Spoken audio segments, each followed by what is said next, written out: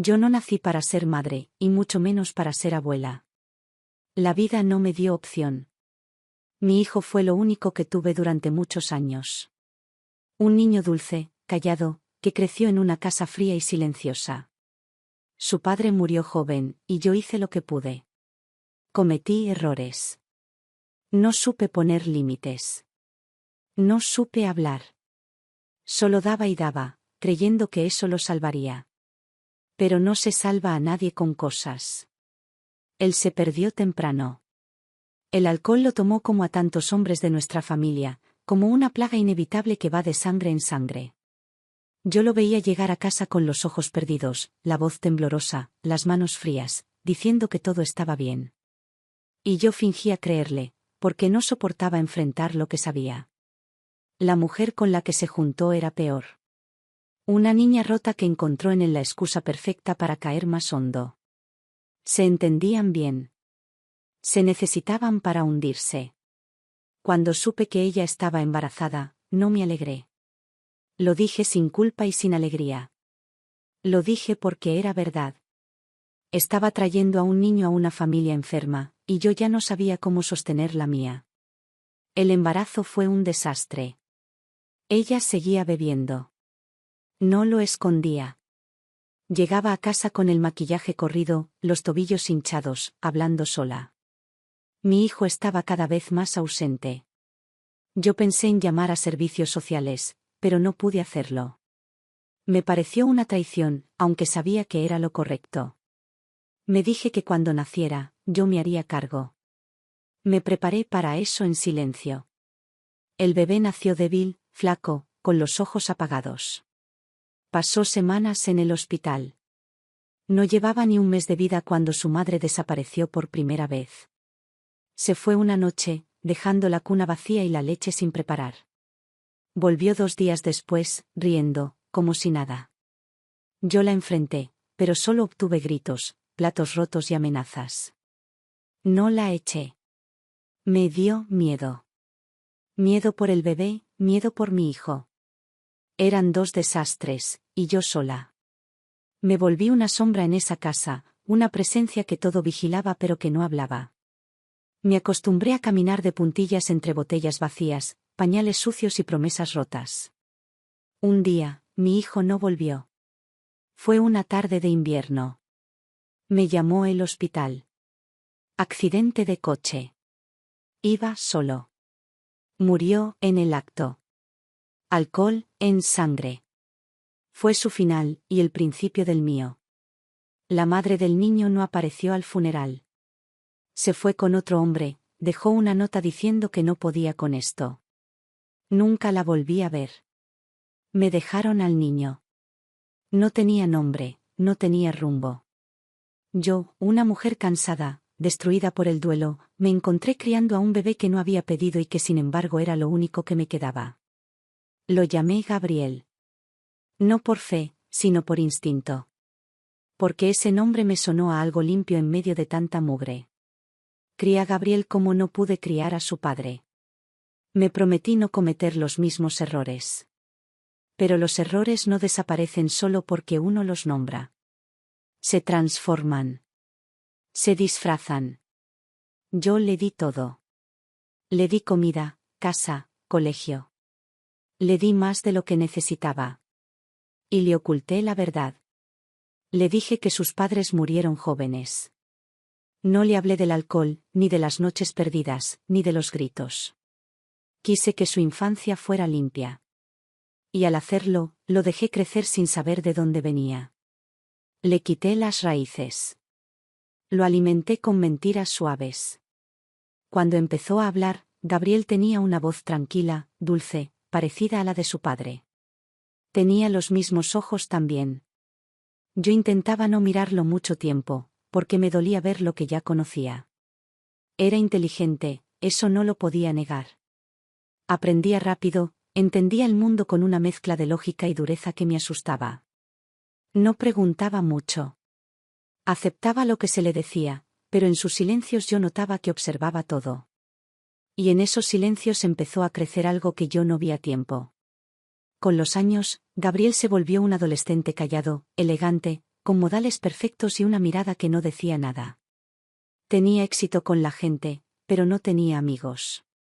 Conseguía lo que quería sin hacer esfuerzo. Lo tenía todo, porque yo se lo daba. Pero no mostraba gratitud. No mostraba emoción. Vivía como si el mundo le debiera algo, como si ser huérfano lo convirtiera en un príncipe caído.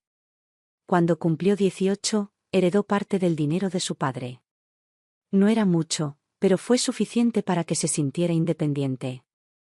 Se mudó a un piso lujoso, dejó los estudios por unos meses, probó todo lo que quiso. No me consultó. Solo apareció una mañana con las llaves en la mano, diciendo que quería ver el mundo. Lo dejé ir. No tenía derecho a retenerlo.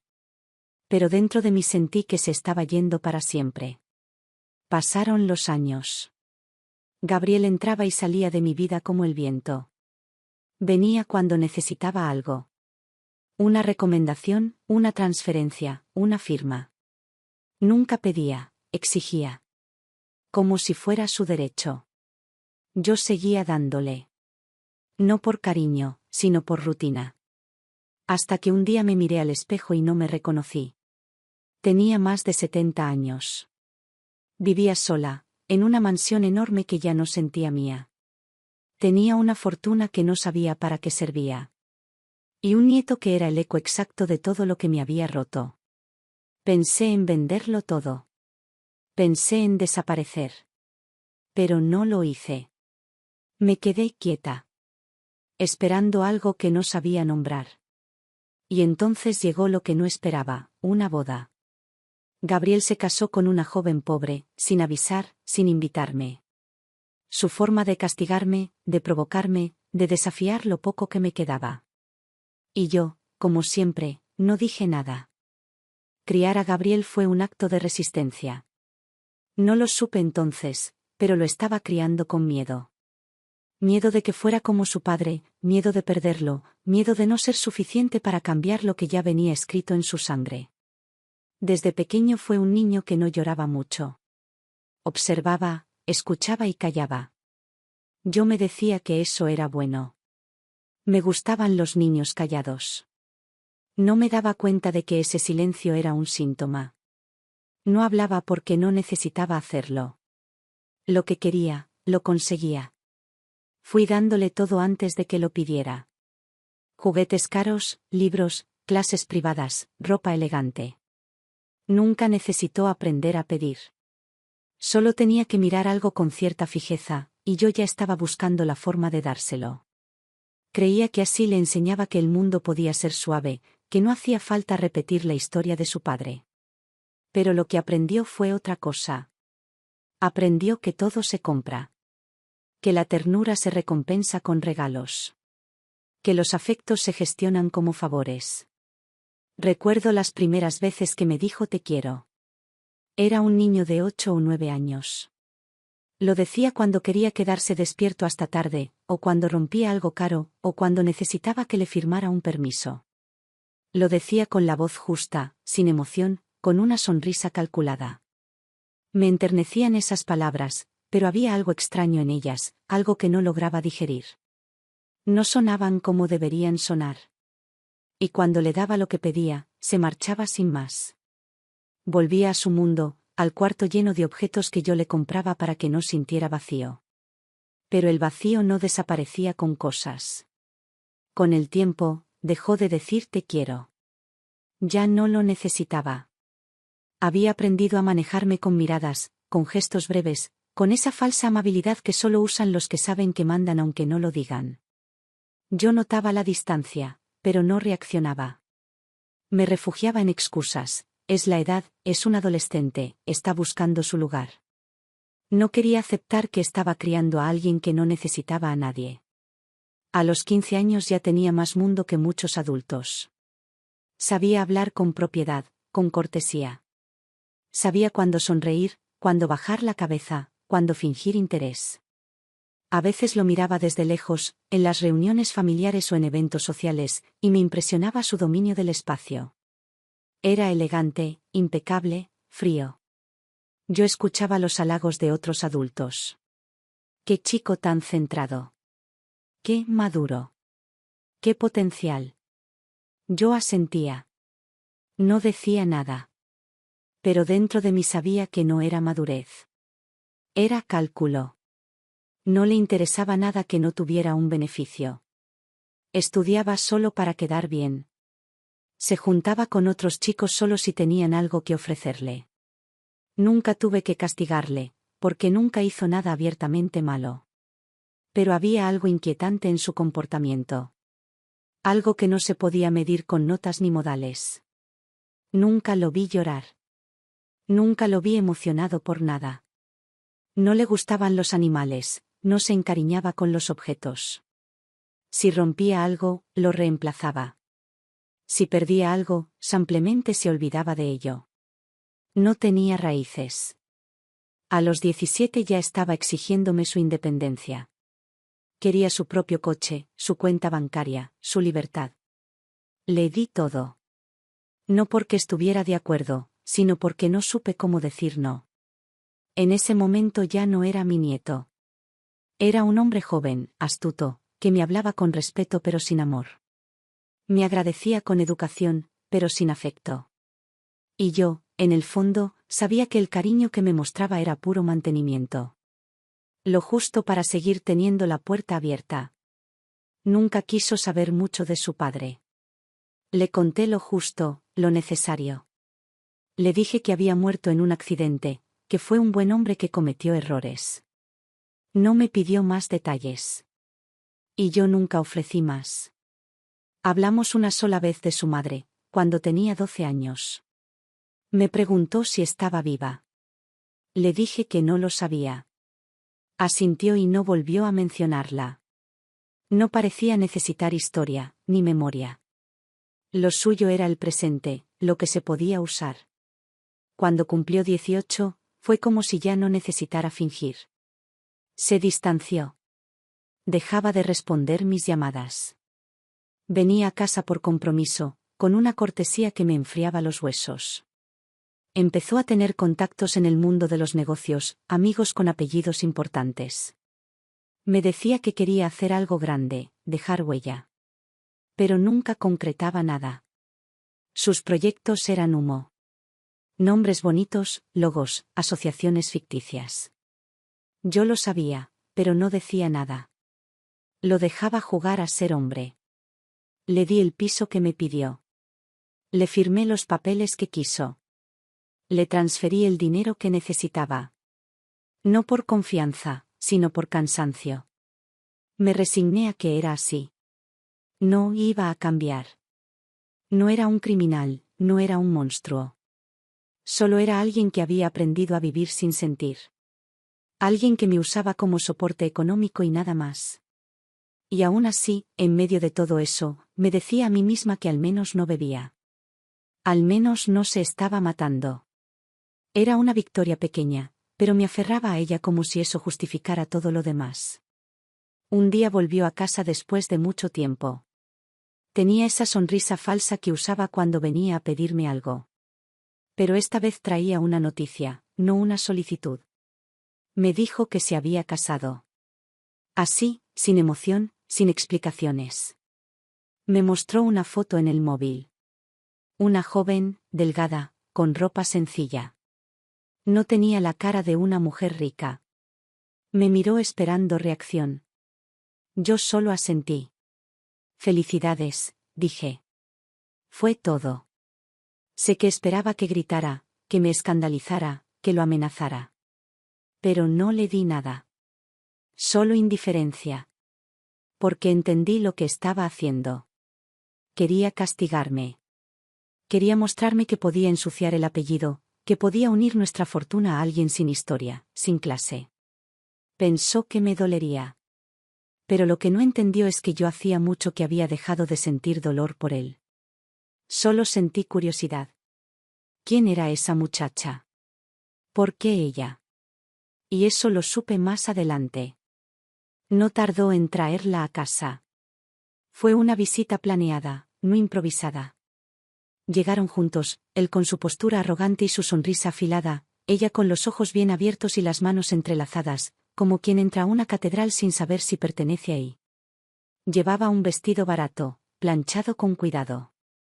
Zapatos sin brillo, pero limpios. Y una expresión que no supe interpretar al principio. No era temor. Tampoco orgullo. Era algo más hondo. Algo entre la resignación y la alerta. Él la presentó como su esposa, sin matices, sin bromas. Su voz era seca, neutra, como si estuviera leyendo un guión. Ella apenas murmuró su nombre. La invité a sentarse, aunque no me lo pidió. Ella obedeció. No miraba nada directamente. Observaba por los bordes, con respeto. Yo no pregunté nada. No hice el teatro que él esperaba. No fingí cortesía ni provoqué tensión. Solo observé. Gabriel intentaba mantener el control de la conversación. Se notaba. Forzaba sonrisas, hacía gestos exagerados. Hablaba de trivialidades. Pero no me miraba con tranquilidad.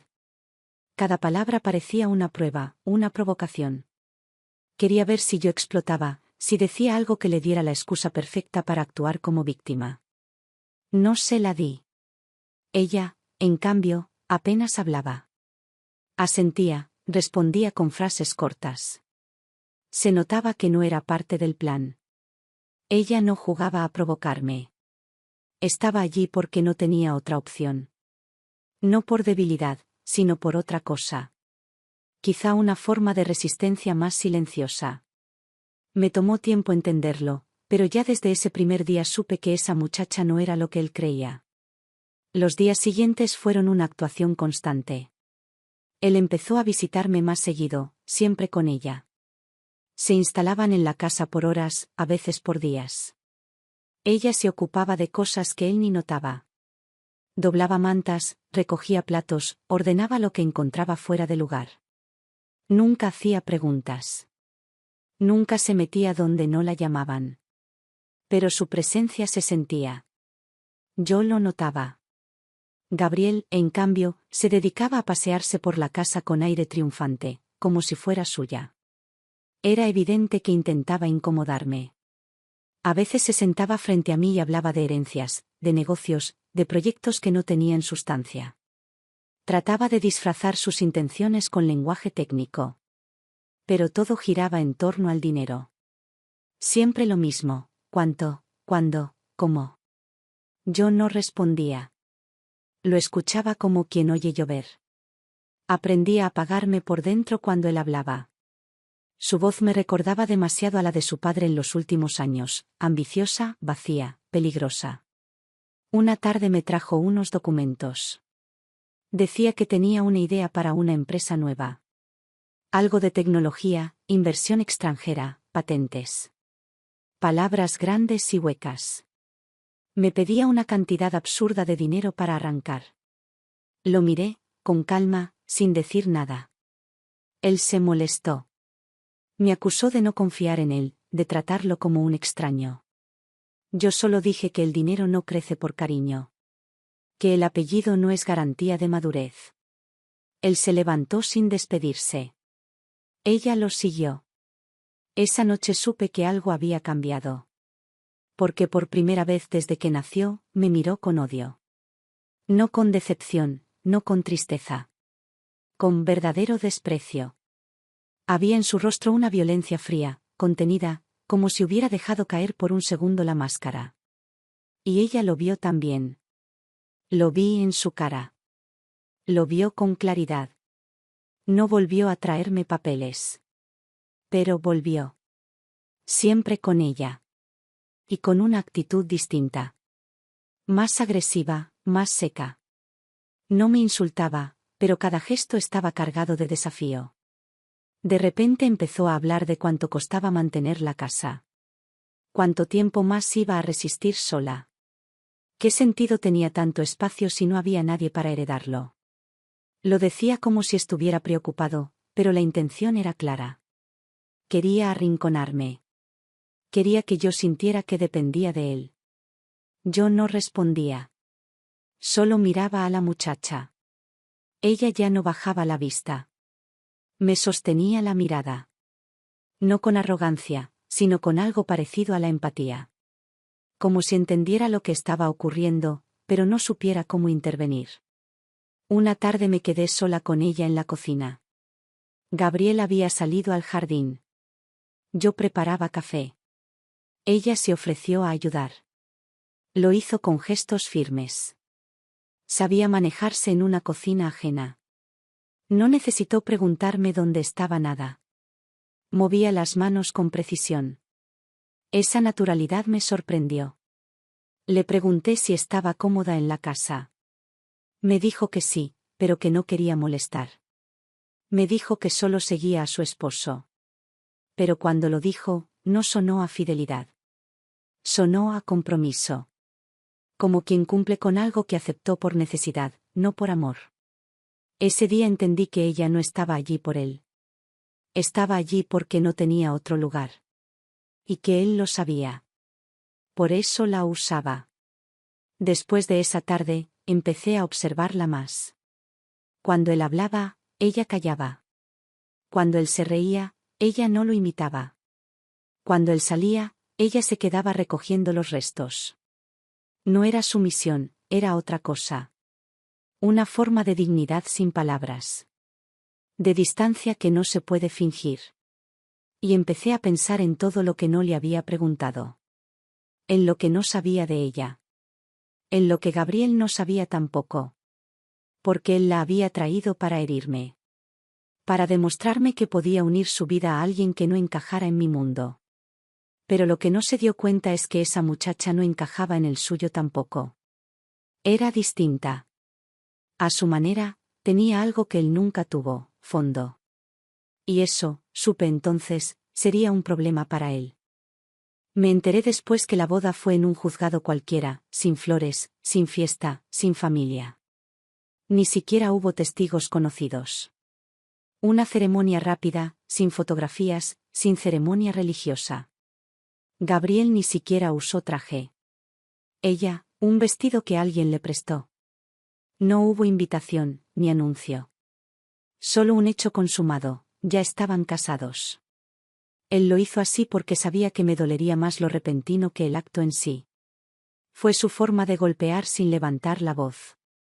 El matrimonio fue su arma. Su forma de retorcer mi indiferencia hasta convertirla en rabia.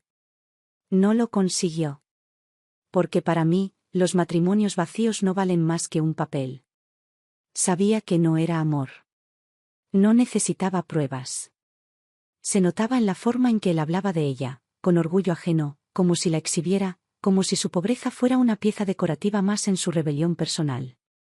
Para él, casarse con una pobre era una declaración. Para mí, era solo otra evidencia de lo lejos que estaba dispuesto a ir por venganza. Ella se instaló en la casa sin imponerse. No reclamó espacio, no se hizo notar. Tomó una habitación del ala norte, lejos de las habitaciones principales. Se movía con cuidado, como quien no quiere ser escuchado. No tenía ropa cara, no traía maletas de diseñador. Todo lo que poseía cabía en una bolsa discreta. Aún así, se ocupaba de mantener limpio su rincón, de no dejar rastro. Casi como si supiera que estaba allí por tiempo limitado. Gabriel, en cambio, se comportaba como si fuera dueño de todo. Daba órdenes a los empleados, criticaba el mobiliario, hablaba de remodelaciones. Caminaba por los pasillos con la seguridad de un heredero que ya firmó la sucesión. Y sin embargo, cada vez que hablaba de futuro, me miraba. Cada palabra era una trampa tendida, una provocación. Decía, nosotros, como si yo estuviera incluida en su visión. Decía, nuestra familia, como si quisiera apropiarse del apellido, no solo del dinero. Empezó a hacer gestos vacíos, como traerme flores, invitarme a cenas que yo no pedía, mencionar nietos inexistentes. Todo en su voz sonaba ensayado. Cada detalle buscaba el efecto exacto, presión emocional. Pero yo no reaccionaba. Lo dejaba actuar. Lo dejaba hablar. Porque quería ver hasta dónde llegaba su paciencia. Ella seguía siendo un misterio. Nunca se metía en las conversaciones. Nunca interrumpía. Solo observaba. A veces me encontraba con su mirada fija en algún cuadro antiguo, o limpiando una repisa que nadie usaba.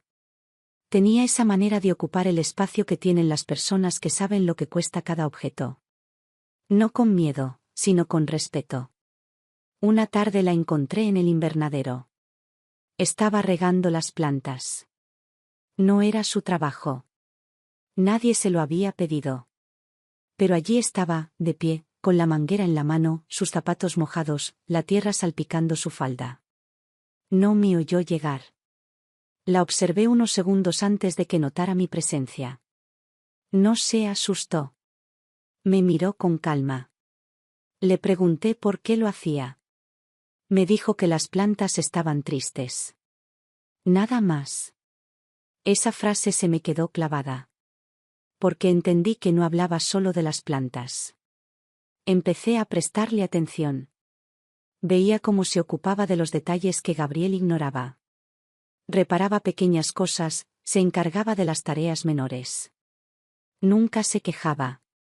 Nunca pedía nada. A veces traía flores del jardín y las colocaba en jarrones polvorientos que nadie miraba. Acomodaba libros viejos en estanterías olvidadas. Restauraba, sin decirlo, algo del alma de esa casa. Una noche, Gabriel organizó una cena con unos conocidos suyos. Gente del mundo financiero, políticos menores, jóvenes ricos sin propósito. Yo no tenía ganas de asistir, pero él insistió. Me senté en un extremo de la mesa. Ella sirvió la comida. Nadie se lo pidió. No había servicio contratado esa noche. Lo hizo en silencio, con precisión, sin equivocarse. Algunos invitados la ignoraron. Otros le lanzaron miradas de superioridad. Una mujer incluso preguntó si era la empleada. Gabriel no respondió. Solo sonrió con crueldad. Ella no dijo nada. Terminó de servir y se retiró al fondo del salón. Aquella noche no dormí bien. Me quedé pensando en esa escena. En la humillación. En el silencio que eligió. Porque entendí que ella no era ingenua. Sabía perfectamente lo que hacían. Sabía que la usaban. Pero no se rebajaba. Soportaba la vergüenza con una dignidad seca, firme. Como si se negara a darle a Gabriel la satisfacción de una reacción. Y entonces me pregunté, ¿por qué sigue aquí?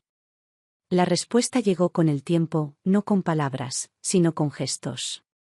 Porque a veces lo veía sentarse frente a ella y hablarle como si no fuera nadie. Darle órdenes como si fuera parte del mobiliario. Ignorarla en público y controlar cada uno de sus movimientos en privado. Pero ella nunca discutía. Nunca se defendía. Solo lo miraba como quien ve pasar una tormenta que no puede evitar, pero que sabe que pasará. Fue en ese periodo que comencé a sentir una incomodidad nueva.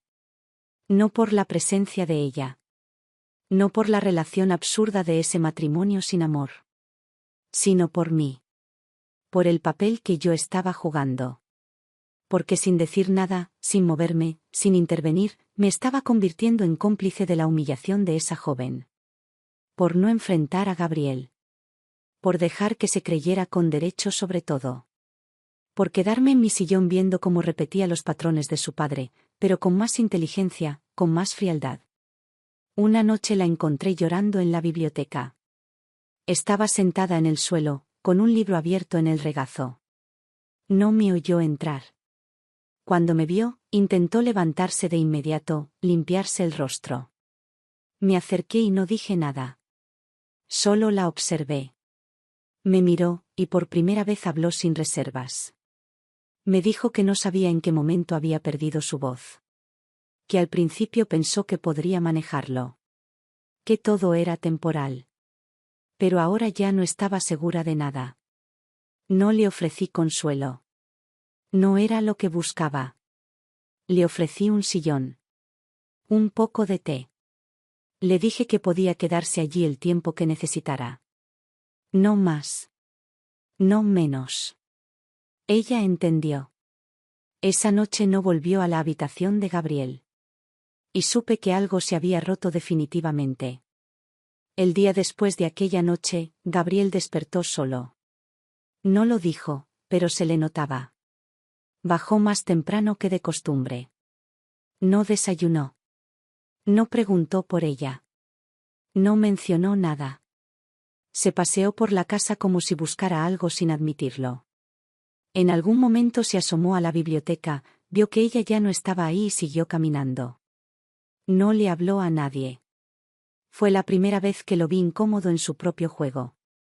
Ella pasó la mañana conmigo en el comedor secundario, arreglando papeles que yo no había tocado en meses. No lo habíamos acordado, simplemente ocurrió. Me ayudó a ordenar cuentas antiguas, correspondencia sin abrir, catálogos viejos.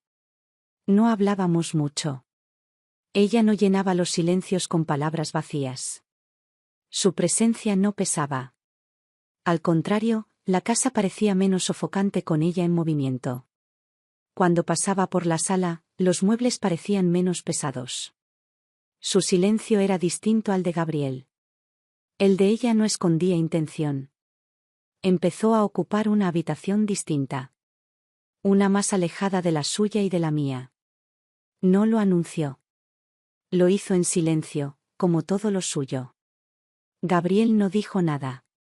Pero desde entonces, ya no volvieron a aparecer juntos en ningún lugar de la casa. Ya no había cenas compartidas, ni visitas en pareja. El matrimonio, si alguna vez existió, se había reducido a un arreglo de papeles. Y sin embargo, Gabriel no se fue. Eso fue lo que más me intrigó. Porque una vez perdido el efecto de provocación, una vez que ya no podía mostrarme su rebeldía con orgullo, debería haberse marchado. Pero se quedó. Persistía en su presencia, como si necesitara seguir marcando territorio, como si su sola permanencia fuera un acto de poder. Se volvía más seco, más cortante. Empezó a hacer preguntas sobre propiedades, sobre escrituras, sobre testamentos. Con cuidado, con sonrisas. Nunca directo.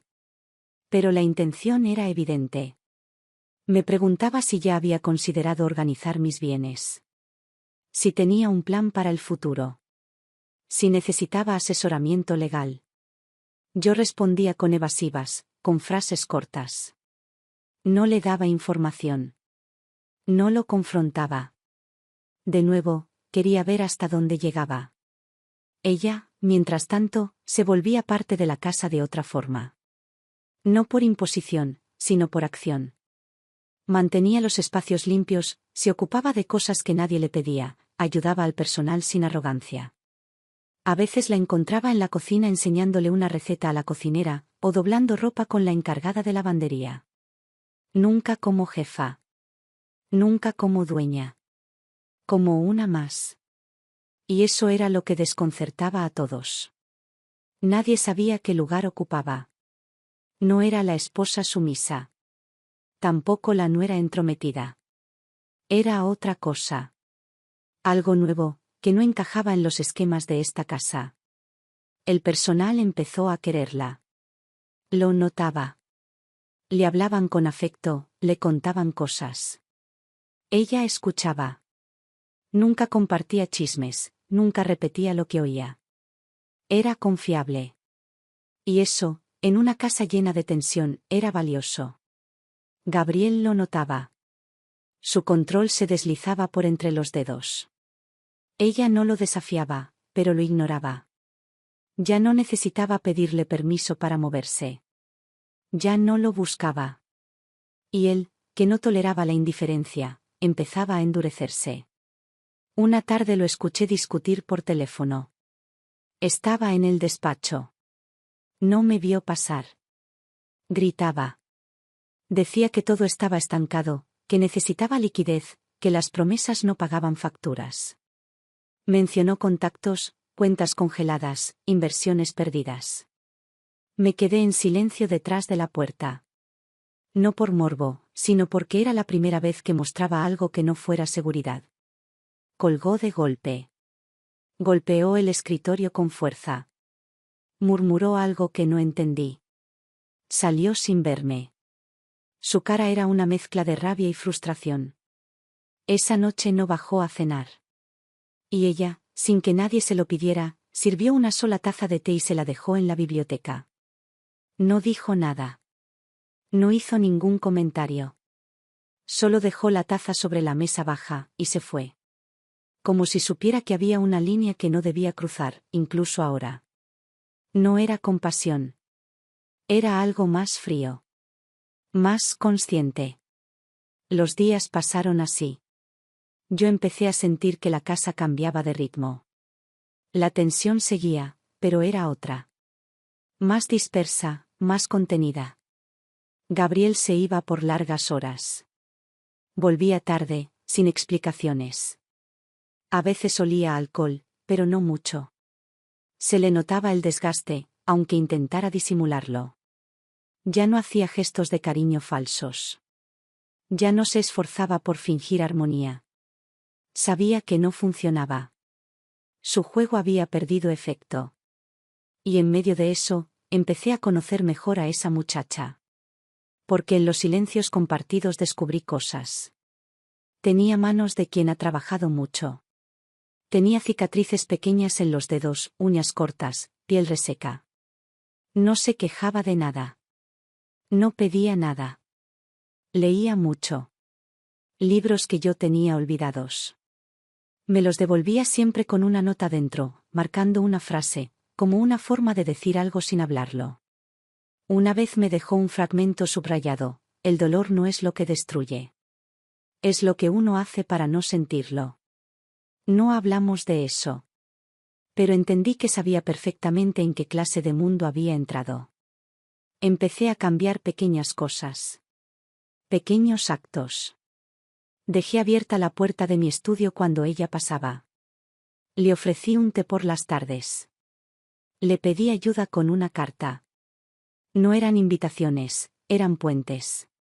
Y ella los cruzó con cautela. Nunca con exigencia. Solo con presencia. Gabriel se dio cuenta. Lo vi en sus ojos. Ya no me miraba con desprecio. Me miraba con sospecha. Como si supiera que algo se le escapaba. Que la pieza que había traído para incomodarme empezaba a tomar forma propia, a ocupar espacio real. Ya no era su instrumento. Ya no estaba de su lado. Ya no era un castigo para mí. Y eso, para él, era intolerable. No había una fecha exacta, ni una conversación precisa. Fue una acumulación. Un peso que ya no podía sostener. Durante años, Gabriel había sido una sombra sobre cada decisión que tomaba. Una expectativa. Una amenaza silenciosa. Lo eduqué con el miedo de que repitiera los errores de su padre. Lo mantuve bajo mi ala con la esperanza de corregir el curso. Pero lo único que hice fue alimentar su soberbia. Y ahora, convertido en adulto, convertido en esposo, convertido en un hombre sin raíz ni alma, estaba frente a mí, exigiendo. No pidiendo, exigiendo. Con una sonrisa. Con palabras elegantes. Con ese tono neutro que usan los que están acostumbrados a que nadie les diga que no. Ese día vino con una propuesta nueva. Otro proyecto, otra inversión, otro plan de futuro. Palabras vacías envueltas en un discurso que ya había escuchado demasiadas veces. Dijo que necesitaba un fondo inicial, no mucho.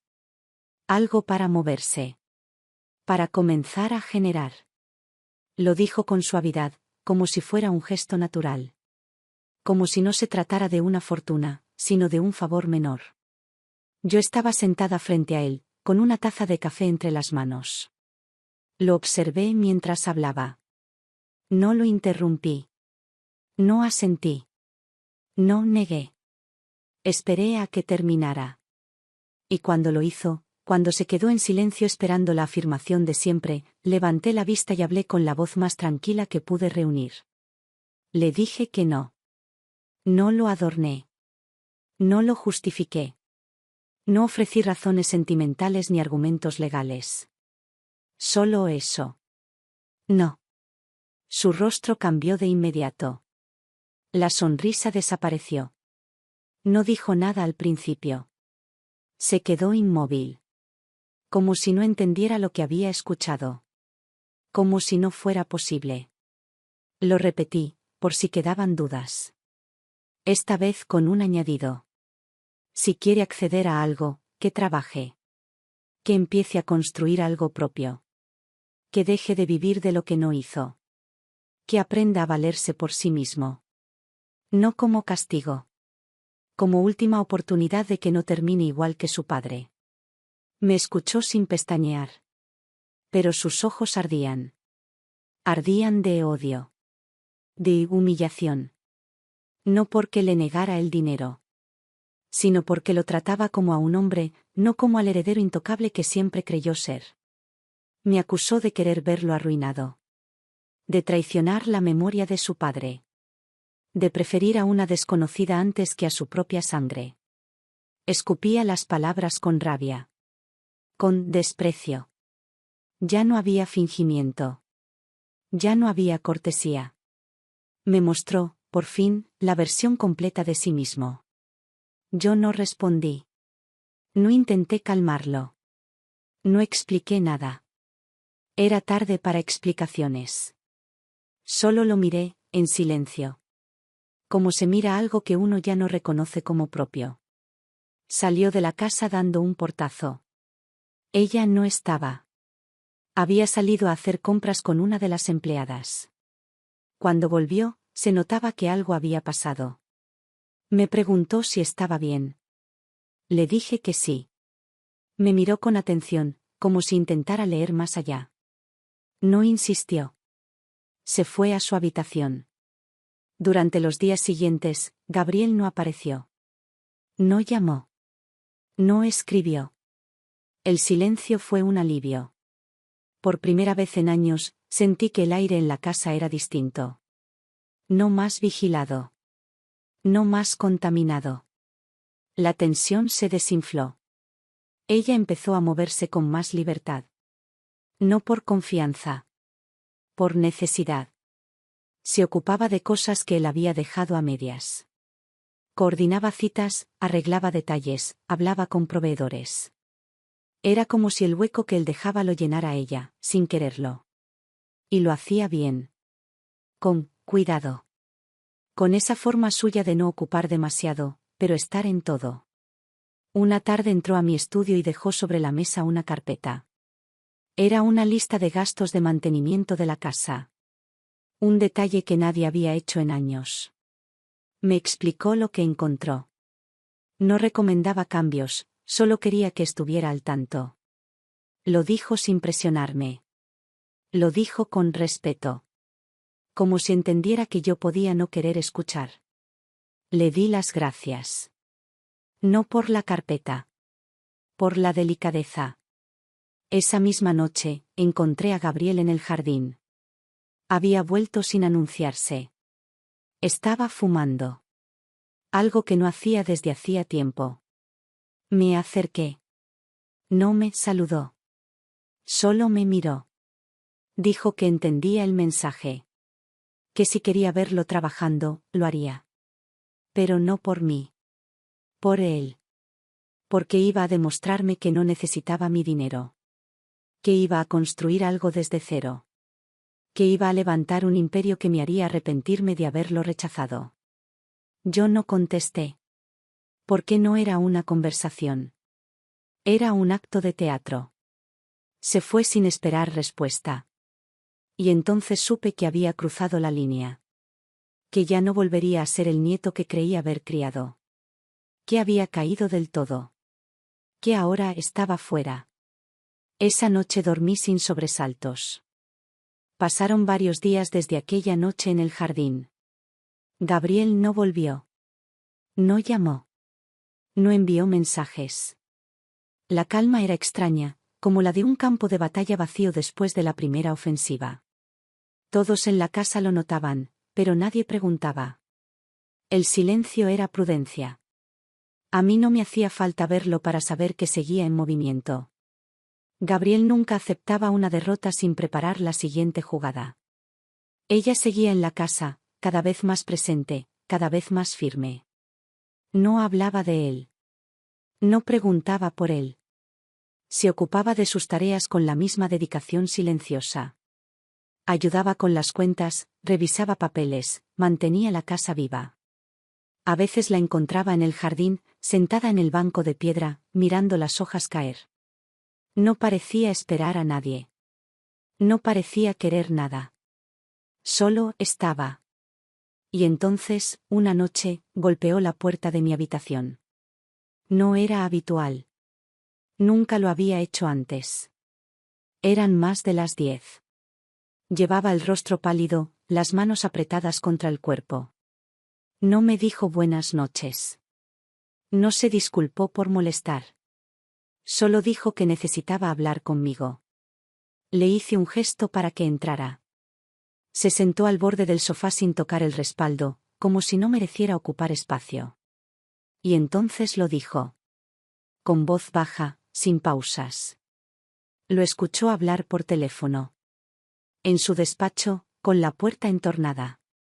No había notado que ella estaba en el pasillo. Era su voz. Su tono. Hablaba de un problema que necesitaba resolver. De lo difícil que era sacar lo que le correspondía. Mencionó mi nombre. Mencionó el coche. Mencionó los frenos. La escuché con frialdad. No por incredulidad, sino porque necesitaba mantenerme entera. Ella no exageraba. No dramatizaba. Solo contaba. Dijo que al principio pensó que era una broma de mal gusto. Una forma de desahogarse. Pero luego lo escuchó coordinar con alguien. Hablar de tiempos. De rutas. De detalles. Y entendió que no era un impulso. Era un plan. Me miró y dijo que no sabía si debía creerlo. Que dudó de sí misma. Que pensó en callar. Pero que no podía vivir con eso en la cabeza. Que si algo me pasaba, y ella no decía nada, no se lo perdonaría nunca. No dije nada durante unos segundos. Solo la observé. Estaba aterrada. No por él. Por mí. Por lo que implicaba esa verdad. No buscaba que la abrazara. No quería un lugar especial en mi vida. Solo quería hacer lo correcto. Aunque le costara todo. Le pregunté cuándo lo había escuchado. Me dijo la fecha exacta. Me dijo la hora. Me dio el nombre de la persona con quien creía que hablaba, alguien que había visto una vez en una cena. No era imaginación. No era paranoia. Era memoria precisa. Le agradecí. No le prometí nada. No dije que la creía. Pero ella entendió que sí. Lo entendió porque no me pidió que actuara. No me exigió protección. Se levantó y se fue en silencio. Me dejó sola con ese dato que ya no podía ignorar. Esa noche no dormí. Llamé a seguridad privada al amanecer. Pedí que revisaran el coche. No dije por qué. No di detalles. Solo pedí que fueran minuciosos. Revisaron cada tornillo, cada sistema, cada componente. El jefe de seguridad vino a verme personalmente. Me dijo que habían encontrado una anomalía. Algo no coincidía en los frenos. Era sutil. Profesional. Pero existía. Y no era desgaste natural. Era intervención externa. Me lo dijo con la cara tensa. Yo no reaccioné. Le pedí que reforzara el sistema. Que nadie usara ese coche hasta nuevo aviso. Cuando se fue, me senté frente a la ventana. El jardín estaba tranquilo. Las flores abiertas. El cielo claro. Y sin embargo, algo se había quebrado por dentro. No por el intento. No por el peligro. Sino por la confirmación. Mi nieto quería matarme. No por odio, no por rabia. Por dinero. Y eso, esa certeza, fue más dolorosa que cualquier traición anterior. No le conté nada a ella ese día. No la busqué. No la interrogué. Le di espacio. Pero no podía evitar mirarla distinto. No con sospecha. Con una mezcla de respeto y tristeza. Porque entendí lo que significaba haber tenido el valor de hablar. De advertirme. De arriesgarse. Esa tarde, mientras tomábamos el té, ella me dijo que necesitaba contarme algo más. Lo dijo sin rodeos. Me dijo que estaba embarazada. Que no lo había planeado. Que no lo había buscado. Pero que lo sabía desde hacía unas semanas. Me miró con firmeza. No con orgullo. Con responsabilidad. No me pidió ayuda. No me pidió opinión. Solo lo dijo. Como quien asume las consecuencias sin esperar comprensión. La observé durante largo rato. Pensé en su silencio. En su fuerza. En todo lo que ya había soportado. Y en la vida que ahora llevaba dentro. Una vida que no tenía culpa de nada. Una vida que podía ser diferente. Si se hacía lo correcto. Y en ese momento, decidí que tenía que prepararme. Que ya no podía mirar para otro lado. Que no podía permitir que esa criatura, ese bebé, creciera bajo la sombra de un padre como el suyo. Que no podía dejar que Gabriel heredara algo más que mis propiedades. No podía dejarle el derecho a destruir lo que quedaba. Había llegado el momento de romper el círculo. Y yo ya sabía por dónde empezar. No volví a hablar con Gabriel después de la revisión del coche. Ni una llamada, ni un mensaje. Tampoco intentó comunicarse.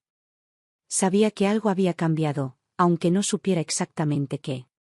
Esa fue su especialidad siempre, leer el ambiente, anticipar los gestos, no los hechos. Vivía de las intenciones, no de las acciones. Pero esta vez no pudo prever nada. Yo sí actué. En silencio, como siempre hice lo importante. Llamé a mi abogado de confianza, alguien que había trabajado conmigo por más de 30 años.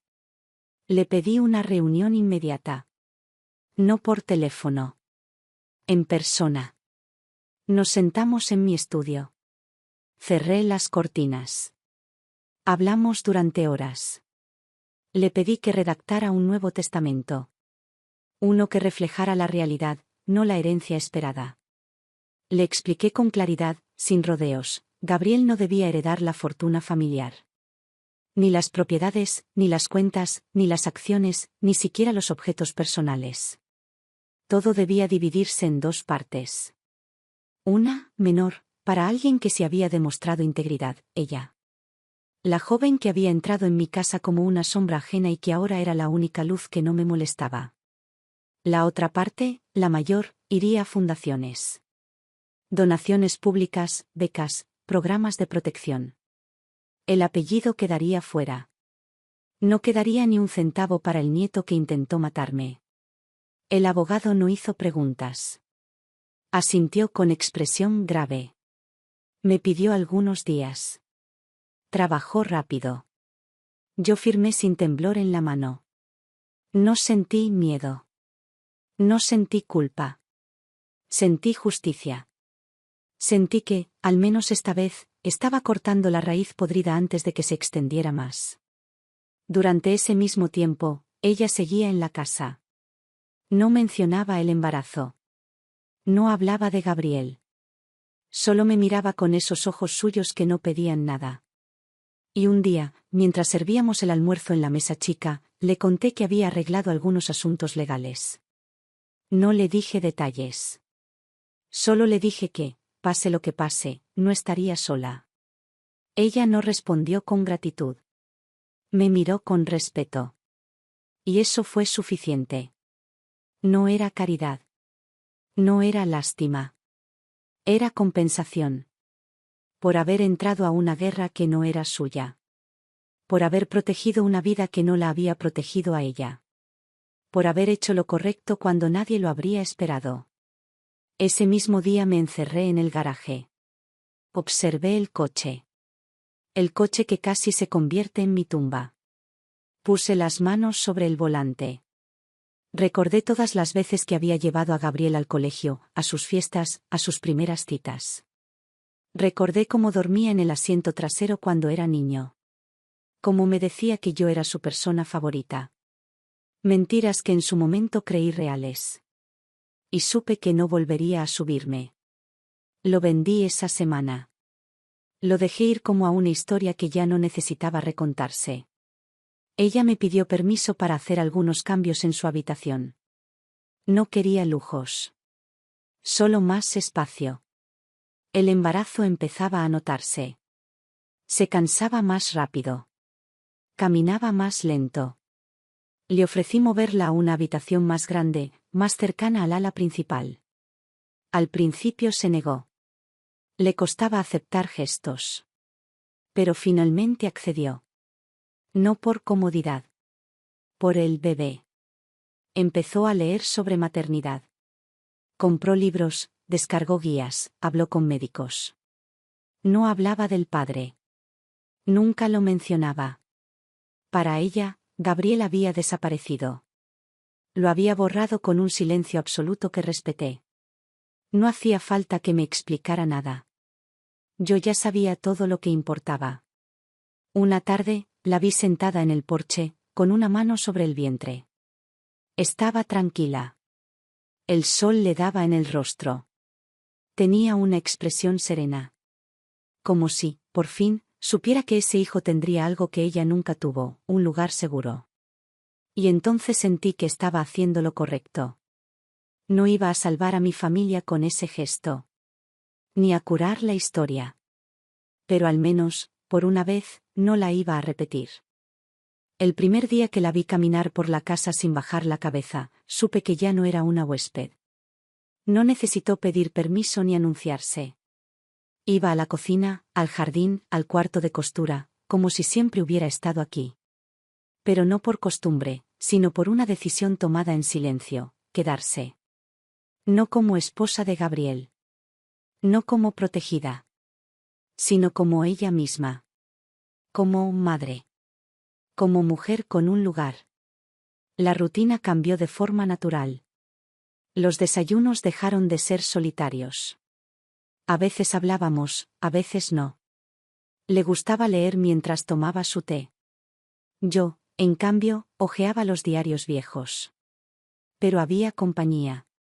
Había un murmullo suave en las habitaciones. El sonido de platos lavados, de pasos que no intentaban esconderse, de vida cotidiana.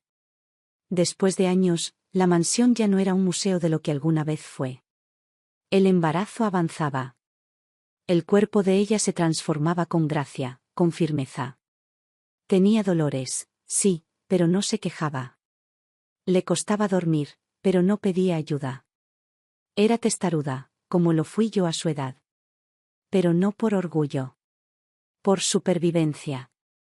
Había vivido demasiados rechazos como para volver a abrir la mano sin saber quién la tomaría. Yo la entendía. Por eso no la apuraba. No la forzaba a ningún gesto que no naciera de ella. Un día me preguntó si podía preparar la habitación del bebé. Lo dijo con cuidado, como quien pide algo importante. Le dije que eligiera la que quisiera. Que trajera los muebles que necesitara. Que comprara todo nuevo. Al principio se negó. Quería ahorrar, usar lo que ya había. Pero la convencí. No por lujo. Por respeto. Porque ese hijo merecía empezar limpio. Sin objetos heredados por obligación. La vi elegir los colores. Revisar telas. Medir paredes. La vi emocionarse por una cuna que llegaría en 2 semanas. La vi doblar ropitas diminutas. Y me vi a mí misma muchos años atrás, haciendo lo mismo para un hijo que no pude salvar. Fue un golpe silencioso. Uno que no mostré. Pero que me hizo entender algo, no estaba sola. Y eso no lo había sentido en décadas. Empezamos a cenar juntas.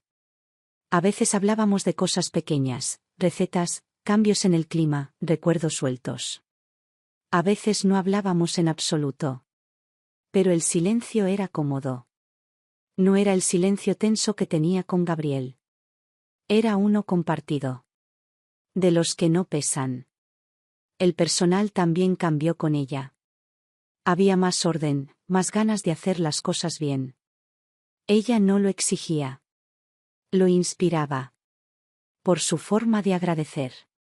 Por su forma de reconocer cada esfuerzo. Nadie lo dijo en voz alta, pero todos sabían que ya no era solo una inquilina. Era la nueva señora de la casa, aunque no llevara el apellido ni tuviera la firma.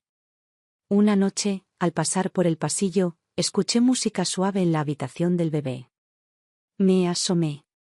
Ella estaba sentada en el suelo, con las piernas cruzadas, acariciándose la barriga al ritmo de una melodía infantil. Tenía los ojos cerrados.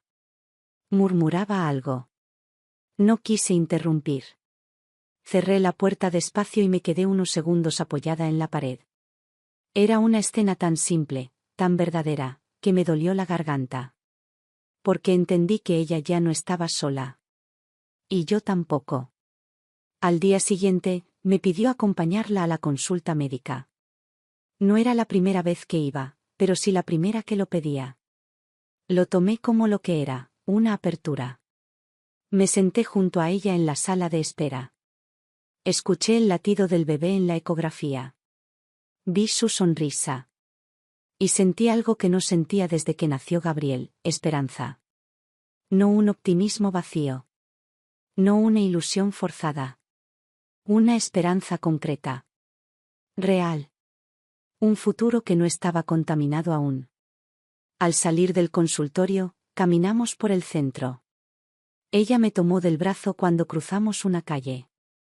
Fue un gesto automático, sin pensar. Pero lo sentí. La piel contra la piel. Y en ese momento supe que, sin llamarlo así, ella ya era parte de mi familia. No lo dije. Ella tampoco. No hacía falta. Había una nueva línea invisible entre nosotras. No de sangre. No de pasado. De presente compartido. De decisiones hechas. De heridas sanadas sin hablar. Y eso, para mí, valía más que cualquier apellido. No volvió a dar señales durante semanas. Ni una palabra, ni una llamada. Sabía que lo había desafiado, que negarle el dinero no era una simple negativa sino una declaración, un cambio definitivo en las reglas del juego. Una ruptura. Pero también sabía que Gabriel no se retiraba, porque no entendía el mundo sin control, sin dominio, sin la certeza de que cada espacio al que entraba le pertenecía. Por eso no me sorprendió cuando apareció sin previo aviso una tarde, entrando por la puerta principal como si aún fuera bienvenido. Vestía como siempre, con ropa cara y perfectamente planchada, el cabello peinado al milímetro y ese perfume que usaba para afirmar presencia. La sonrisa en su rostro era una imitación mecánica, pero sus ojos lo traicionaban, había tensión, había urgencia. No saludó a nadie. Preguntó por mí y subió como si aún tuviera derecho a hacerlo. Me encontró en el estudio revisando unos documentos. No me levanté. Le pregunté qué necesitaba. Empezó a hablar con ese tono falso que usaba cuando intentaba sonar conciliador. Habló de oportunidades, de volver a empezar, de cómo había comprendido que debía construir su camino. Mencionó el bebé, dijo que tenía derecho a conocerlo, que podíamos arreglar las cosas, que él estaba dispuesto a hacer su parte. Cada palabra estaba medida. Cada gesto, calculado. Pero detrás de todo ese discurso ensayado, se notaba el desgaste. Ya no era arrogancia lo que cargaba, era desesperación envuelta en modales. Lo dejé hablar hasta que ya no tuvo más frases vacías. Entonces me pidió volver a vivir en la casa, organizar sus ideas, ayudar en lo que pudiera. Fue en ese instante que supe que ya no había nada que recuperar. Me levanté, fui hasta el escritorio, tomé la carpeta que ya tenía preparada y la dejé sobre la mesa. Le dije que no tenía lugar aquí. Que su nombre ya no figuraba en nada. Que el lugar que heredó por sangre lo había perdido por decisión propia. Que no fue un error ni un malentendido, fue una elección. Suya. Le hablé con claridad, sin elevar la voz. Le dije que sabía del coche, del plan, de su intento. No gritó. No se defendió. Me miró en silencio. No hubo negación. Y eso fue todo. La prueba final. No lloró, no rogó, no pidió una segunda oportunidad. Solo murmuró que no pensaba que lo haría. Le respondí que tenía una hora para irse. Que no volvería a entrar. Que no habría más llamadas, ni cartas, ni reconciliaciones. No por odio. Por sanidad. Porque yo no iba a cargar más con el veneno de un apellido que ya no significaba nada. Porque él ya no era mi nieto. Era otra cosa. Algo que había permitido crecer demasiado cerca durante demasiado tiempo. Se marchó sin protestar. Caminó por última vez esos pasillos como quien atraviesa una casa vacía. La casa que creyó suya. Nadie lo detuvo. Nadie lo despidió. Ella no dijo nada. Sabía. Lo vio pasar desde el comedor y no se movió. No lo buscó. No lo miró. No fue por orgullo, fue por final. Porque eso era lo que acababa de ocurrir. El final. Me senté con ella a cenar. Le serví un poco de sopa. Le conté que había cambiado el testamento. Que cuando yo muriera, un 30% sería para ella y para el hijo que llevaba en su vientre. El resto, donado. Que Gabriel no tendría nada. No busqué aprobación. No busqué gratitud. Solo necesitaba que lo supiera. Me miró durante unos segundos. Me preguntó por qué. Le respondí que por justicia. Por lo que hizo sin que nadie se lo pidiera. Porque me salvó la vida. Porque fue valiente. Porque fue humana en un lugar donde todos fingíamos serlo. No, lloró. Me dijo que no esperaba nada, que no necesitaba nada, pero que quería quedarse. Que quería criar a su hijo aquí. Que esta casa, con todo su frío, con todos sus rincones llenos de silencio, era el único sitio donde se había sentido segura. Le dije que podía quedarse el tiempo que quisiera. O para, siempre. Esa noche, mientras recogíamos la mesa, se detuvo. Me tomó la mano. La puso sobre su vientre. El bebé se movió por primera vez. No dijimos nada. No hacía falta. Era vida. Limpia. Nueva. Y por fin, sin veneno. Volvió. Tarde, como todos los que solo regresan cuando sienten que ya no tienen nada más que perder. No llamó. No pidió permiso. Apareció en la puerta como si aún tuviera el derecho de cruzarla. El portón ya no se abría automáticamente para él. Tocó el timbre como un extraño. Lo vi por las cámaras de seguridad. El rostro más delgado, el traje más caro, el mismo gesto de siempre, el de quien cree que el mundo le debe algo. Bajé lentamente. No por dramatismo. Por seguridad. Quería que me viera. Quería que no quedara duda de quién abría esa puerta por última vez. Ella estaba en la sala, sentada, con el bebé en brazos. Había dado a luz hacía 3 semanas. El niño era tranquilo, apenas lloraba. Ella no lo alejaba nunca de su cuerpo. Dormía con él, comía con él, lo llevaba en brazos por toda la casa. Ya no era solo madre. Era refugio. Era estructura. Todo lo que su padre jamás fue. Cuando abrí la puerta, Gabriel sonrió como si nada hubiera pasado. Dijo que solo quería hablar. Que había pensado mucho. Que había cometido errores. Que quería conocer a su hijo. Usó palabras suaves, bien elegidas, como siempre. No pidió perdón. No lo pronunció. Lo evitó. Porque nunca le interesó la culpa. Solo la entrada. Le dije que no. Que no entraría. Me preguntó si me parecía justo. Si pensaba criar a su hijo sin él. Le respondí que él ya no tenía hijo. Que lo que hizo rompía todo vínculo. No solo conmigo. Con todo lo que alguna vez fue real.